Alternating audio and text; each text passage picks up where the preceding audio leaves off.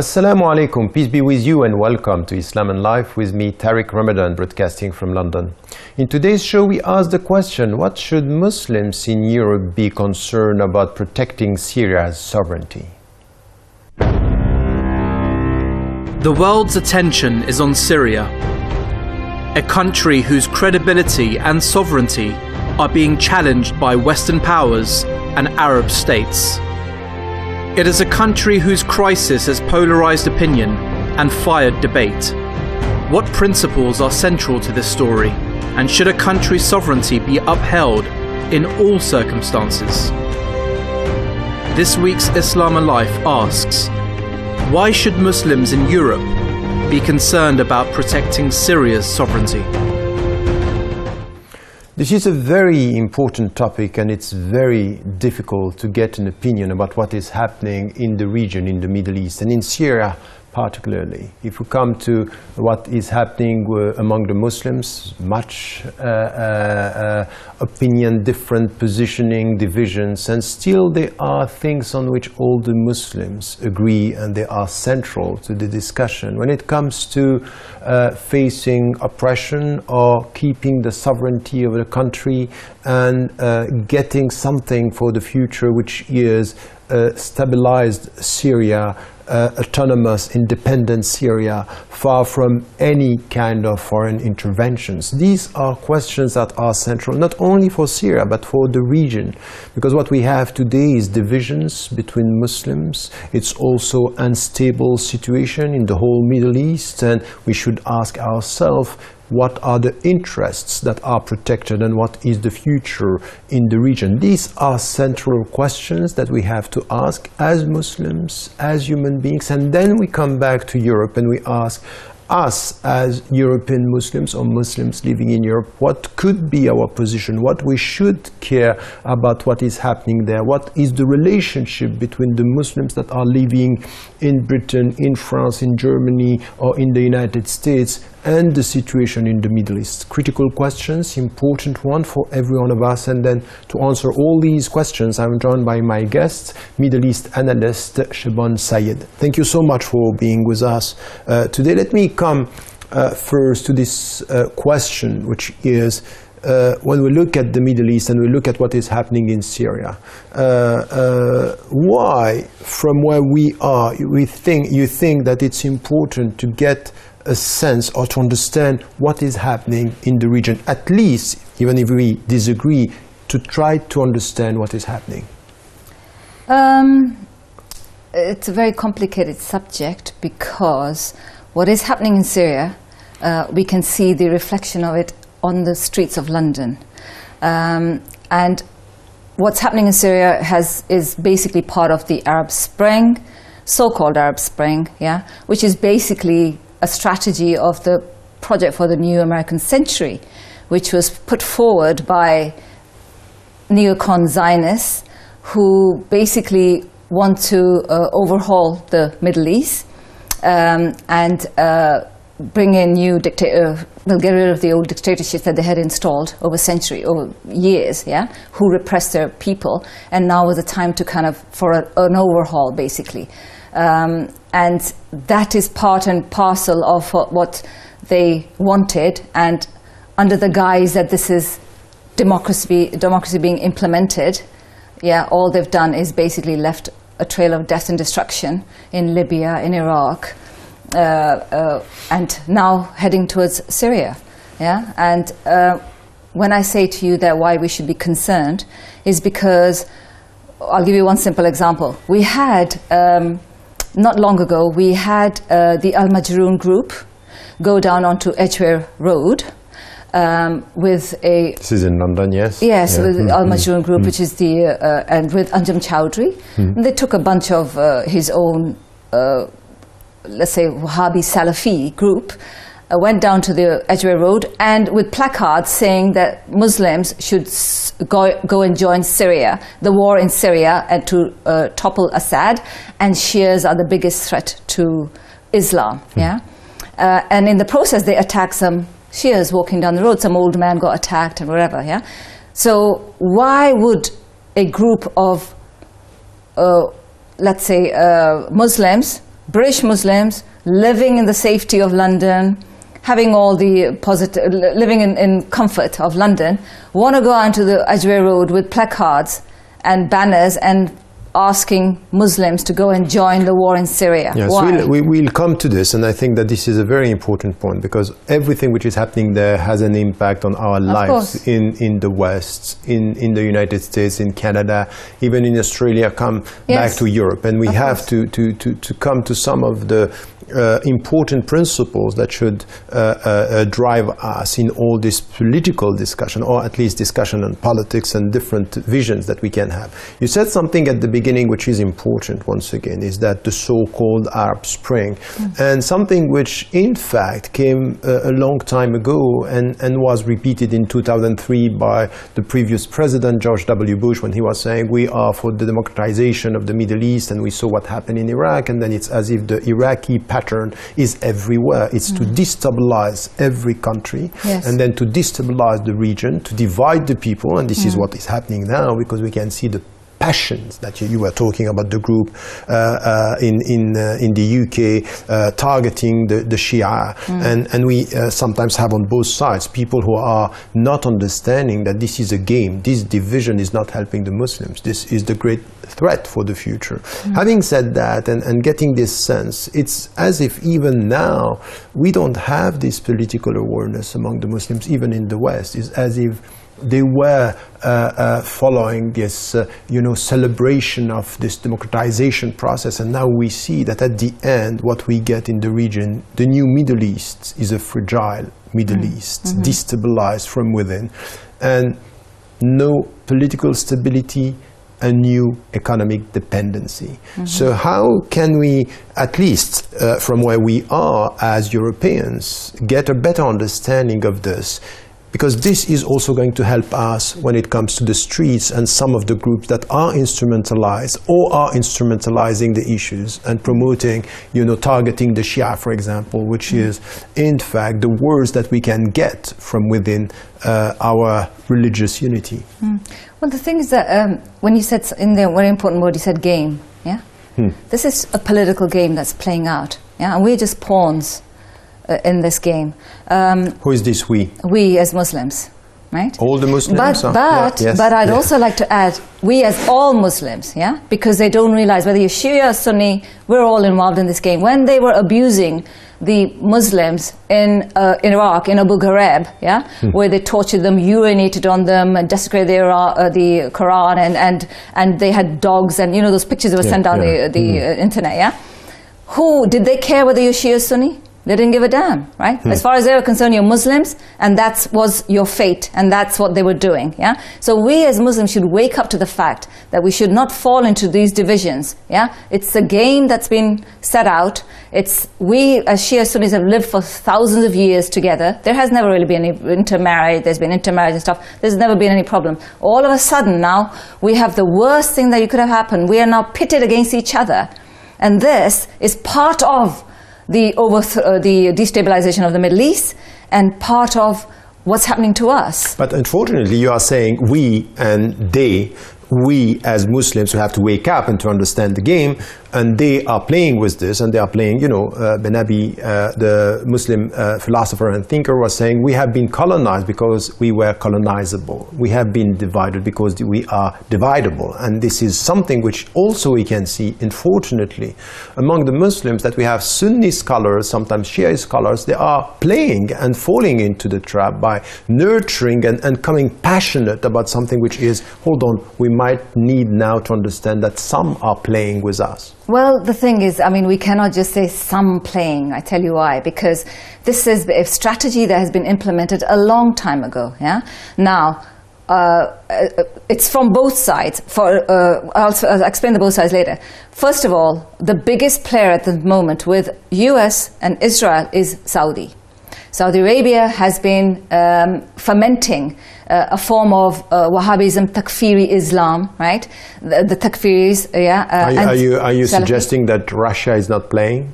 And China is not playing. I'll come to that. They are playing, oh, definitely, they're all playing. They're all playing, right, at the moment. But Russia and China are playing at the moment to protect themselves because of the advancements of American imperialism. They're heading out, you know, using every area and whatever. They're putting out, was it the radar belt? I don't know what. Anyway, what they're doing, right? So they're all over the place at the moment, right? So they're protecting themselves, and I think Russia has been complacent for a while, but all of a sudden they have to kind of step in and realize, my God, tomorrow's Syria, next Iran, they're going to head it towards us as well. So that it's all out. How does it? It's all out now. But regarding going back to the Saudis, right? They've funded thousands and thousands of schools. Propagating a Wahhabi form of Islam, which sees Shias as the enemy and sees Israel as the friendly nation. Now, the relationship with Israel is subtle, and the relationship with the states is also more subtle than that. Very often they are supporting, but they are not. It's supporting. Not as, You know that they're talking about the chemicals that were what you call thrown into the chemical into Syria, right? And the trail goes back to Saudi and Israel. Israel took the sarin gas and took all the chemical weapons which were produced in Saudi, and then deposited them, took them. I think the Turkish forces held them, and they took them to transported them to the Free Syrian Army. Okay, so you know. How can I say, the hand reaches very far, right? But what I'm more concerned about, and I'm kind of going on about the same thing again, right, is the fact that we have to, as Europeans, as British Muslims, as I will come to this, but the point for me in what you are saying is that, once again, if we go that way so far, there are different interpretations on even what is happening now in Syria. And we need to get a principled position, and the principled position is to be against oppression and at the same time to be against any kind of intervention trying to control the country from outside. I think that this is where we can come together, because if we go in your direction, once again we are creating the passionate debate by saying, look, this is a version that is coming from the pro-Bashar versus well, you see, Syria has been the main, I think situation has ever highlighted the the sectarian division and as Syria, okay? They have been fermented by external forces, all right? So nothing's harder as much as Syria. No, I think it happened even before, when we had the Americans using Iraq against Iran, and they were, he was coming in front of the TV showing, I'm the Sunni, leader who is protecting the Sunni from the Shia revolution. This happened in the past, but and it's still now. Not to this extent as now. No, now they've gone on YouTube, cutting bodies, eating bodies on YouTube and stuff. The point which is completely new on this, I think that we were And did we in that time, in Britain, go out on the streets and tell people go and join? Did we? But for this let me finish my question, but I agree with you that what happened in the past, I think, was the starting point of a project which is dividing the Muslims and dividing the Shia and the Sunni, which was not completely successful in the 80s. Now what is happening is that the impact is coming now here. So my question to you, when you have these people who are in the streets or taking to the streets in the UK or elsewhere, I saw this in the States, I saw this in France, I saw this in other countries, and recently I was in Italy and I had people saying, we have to be very much against the Shia because these people, once again, we have these divisions. So now, if we want to come to something which is avoiding the passionate debates and coming to a principled position on what we should and how we should be involved, what would be your suggestion? Okay. You may think, oh God, what's she going on about? Because I'd like to go back to something else as well, right? Which may highlight this point. You're not going to respond my question. No. I'm going to ask you. This may highlight. This will highlight what I'm trying to say, right? Okay. Which is the fact that, in the same way, recently they got Muhammad al-Arafi coming to Britain, and he's the one who's telling, who says Shias are the biggest threat to world peace, and also telling the came here and told the British and British Muslims that they should go to Syria and they should fight. Yeah, and the British and the Muslim women should go there and support them. Anyway, that's a bit of another issue here. But anyway, the fact that they should be going there, right, and they should be fighting for against Assad, right, and the fact that Shias are the biggest threat and whatever. And in the same time, we've got Yasser Habib, is another Shia cleric. Yeah, all of a sudden has got a £2 million school or a Muslim center opened up in Buckinghamshire, in the quiet countryside of Buckinghamshire. He's been running a TV station, yeah, saying very nasty anti-things about the Sunni Hisabas and creating hatred. Yeah. So, and where are these people getting entry into the country? What are you saying? And your point. I want to know who is funding these people. Is your point that there are forces outside the Muslim community trying to divide the Muslims? Yes, that's what I'm saying. This is what you are saying. So my question now is, that's not new. That's as old as we had colonization, dividing the Muslims, dividing the trends, dividing the traditions, dividing the Sunni and the Shia. Now we have this here in our streets. So what, and we need to get to a position where we are thinking about what is happening in the Middle East.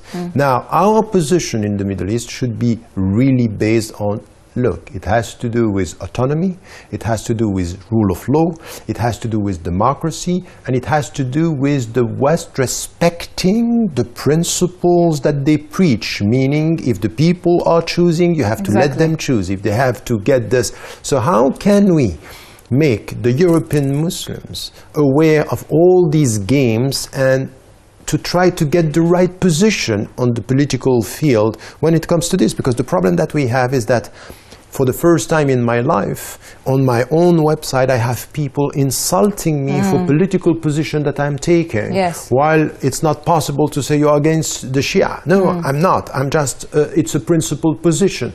But I cannot accept what is done by the Saudis and what by the Gulf state targeting. So how can we change this mindset and come to something which is, yes, you should be involved in this discussion, but based on more wisdom and political awareness. Okay, we live in this society, yeah? We're dominated by the media, yeah? We have TV stations, whatever. The only media that was highlighting the truth was the Press TV, and they have now thrown it out of the country, okay? RT, to some extent, is another good good TV station that kind of is a kind of an alternative opinion to what the mainstream media is perpetuating, right? So, but what can the ordinary citizens do? If the ordinary citizens are going to be picking up a newspaper every day, which is just said that, okay, that, you know, the what do you call, Samantha Lewis thing was the one who was, what do you call, who went there to blow up the mall, yeah, with no proof, went there to blow up the mall in Kenya, yeah, and, you know, these are, women are turning to terrorism, yeah. If that's the kind of stuff that's going to be perpetuated through the media and through the newspapers every day, yeah, what chance is there, you tell me? So they have to protect themselves from the media and what is said in the media. This is what the I'm trying to point. say is now very in the difficult. field. What I'm saying is very difficult, yeah. We have to some extent wake up and realize, yeah, that we cannot rely on the truth coming from the media. The media is constantly manipulating the truth. The great majority of the Muslims, or the European Muslims, are aware of that. Now we need to go a step further than that. And what could be the position to try just to unite this understanding? Okay. Can you, assuming that you kind of were born and brought up in Britain, yeah? So over the 20 years or so, yeah, you have been going to the Islamic schools, which have been funded by the Saudis for all this time, yeah? And there's a certain form of Islam that's been taught to them, yeah? When you come out, you are more likely to take a stance, which most of the people are beginning now to take a stance. So now we're pitting against each other. So what can we do? So this heavy form of indoctrination that was being funded by many what is the solution then? solution, one of the solution was to have alternative media at the forefront, to have more media, that speaks the truth, one of the biggest alternative, the most important thing is that we need a media that speaks the truth, that's not bought and sold by the Zionists. It's owned by mostly by the Zionists anyway, right? So we need a media that is speaks the truth, does not lie, the news is not portrayed as news is not a political agenda for somebody, because that's what it is, that's what the mainstream media is about, So we really need to kind of wake up, start reading, becoming aware of the facts, looking at history of how things turned out. Why are we in the state that we're in today? So, we need to kind of really wake up. And it's difficult, surrounded by a mass media and surrounded by if you look at the wider public, what is their concept about Islam and Muslims? Terrorists, and the first to resort to violence. What did this Woolwich terror attack show? All it showed was the fact that this is what Muslims can be capable of. And who did they do a favor to? To the Zionists? To Israel? Not to us. They showed us as animals, so Okay, thank you for that. I think that this discussion, it's important. It starts with understanding what is happening in the Middle East, and we were talking about the game, that behind the scene, knowing that it's not even behind the scene, but we should know that there are powers that are playing, trying to divide, and it happened in the 80s, it's happening now. And as we were saying, what happened before is now having an impact on our streets within the community, and it's very important for Muslims, European Muslims or Muslims living in Europe, to get a better understanding, get more independent news and sources of information about what is happening, and, as we are saying, to be less passionate about politics and more reasonable, rational, and trying to understand these are important principles. A position of principles, a principled position in politics is also what we are taught from an Islamic perspective, and in politics this help. Well, that's all we have time for. Please let us know your thoughts and views on any of the shows you have seen, and here is the way to contact us. We at Islam and Life would like to hear your views about the subjects that we discuss. We would also love to hear your suggestions for our program, so get in touch with us. You can share your thoughts with other Islam and Life fans, engage in debate, and find out how to watch our previous shows. Follow us on Twitter at Islam and Life TV, or join us on Facebook by liking our page, Islam and Life on Press TV.